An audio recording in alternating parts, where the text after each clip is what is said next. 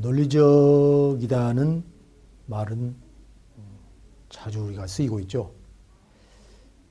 논리적이 한다. 논리적 사고를 기르자.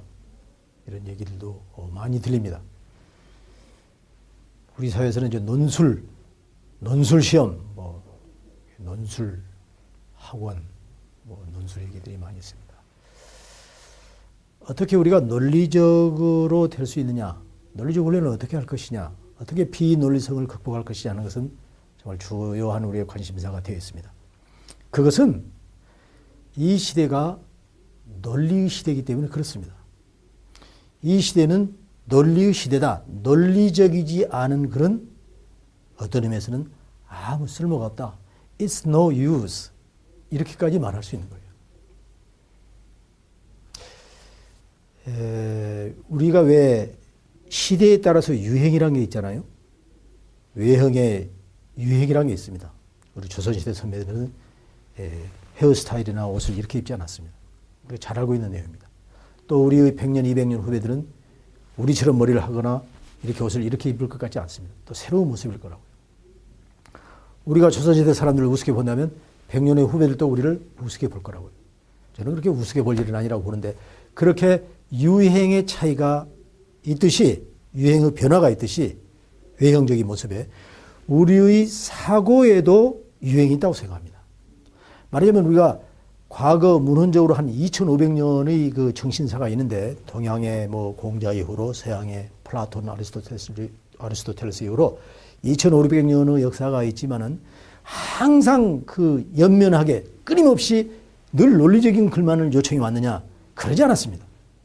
물론 논리적이라는 것이 나쁜 것이 아니기 때문에 늘 면면이 흐르고 있었던 것은 사실이지만은, 지금처럼 이렇게 논리가 극단적으로 우리를 요청하고 강제하는 시대는 사실 이게 처음이라고 볼 수 있는 거예요. 그만큼 이 시대는 논리의 시대다. 그때는 우리가 논리에 적응하는 그런 시대에 살고 있다. 우리가 만약에 산속에 숨어 산다든지, 아니면 북극지방에 가서 조용히 이 얼음집 만들어 놓고 논다고 그러면은, 그때는 그렇지 않을지 모르지만 문명사회에서 함께 더불어서 사회를 리딩하고자 한다면은 논리적이라는 것은 우리가 피할 수 없는 운명이다, 숙명이다, 이렇게 되어 있습니다. 자, 그렇다면 피할 수 없는 우리의 숙명이라면 어떻게 우리가 논리적으로 될 수 있는가? 논리적 훈련을 어떻게 할 수 있느냐? 이걸 한번 생각해 볼 필요가 있을 것 같아요. 제가 미국에 처음 유학하니까 그 지도 교수분이 동양 학생에 비해, 서양 학생에 비해서 동양 학생이 좀 덜 논리적인 면이 있다. 논리성이 떨어진다. 그렇기 때문에 미스터 황도 논리 강의를 이번 학기 한번 들어보면 어떠냐, 그런 충고를 했던 기억이 납니다. 물론 그분이 구체적으로 한국, 미국 이렇게 지칭하지는 않았지만, 동양에서 온 한국 학생 너도 이 미국 학생들에 비해서 논리적인 훈련이 덜 돼 있을 텐데 이번 학기에 논리 강의를 들어보면 어떠냐, 그렇게 저에게는 들렸어요. 그래서 우리가 논리적으로 서양 사회에 비해서 좀 떨어져 있고, 그리고 동시에 저렇게 논리를 강조한 거 보면은 이 석사, 박사를 해나가는 데서도 이 논리 훈련이라는 것이 매우 중요하겠구나 하는 것을 실감할 수 있었습니다.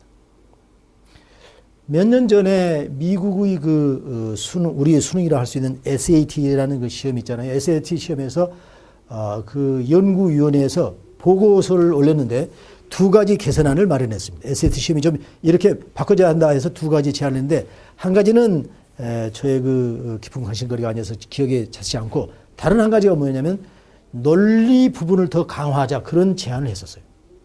그건 저에게 상당히 충격적이었어요. 늘 나는 미국인들이 한국인보다, 물론 그것이 유전적으로 그런 건 아니고 어렸을 때부터 늘 논리적인 것이 더 강제가 되는 사회이기 때문에 자연스럽게 더 논리적인 훈련이 될 수밖에 없는 건데, 더 논리적이라고 생각하는 미국인들도 논리성이 부족해서 논리를 더 강조하는 걸로 시험을 바꿔야 된다고 이렇게 제안한 것을 보고서 이 시대에 우리가 논리성을 갖춘다는 것이 얼마나 중요한 것을 다시 한번 실감할 수 있었습니다.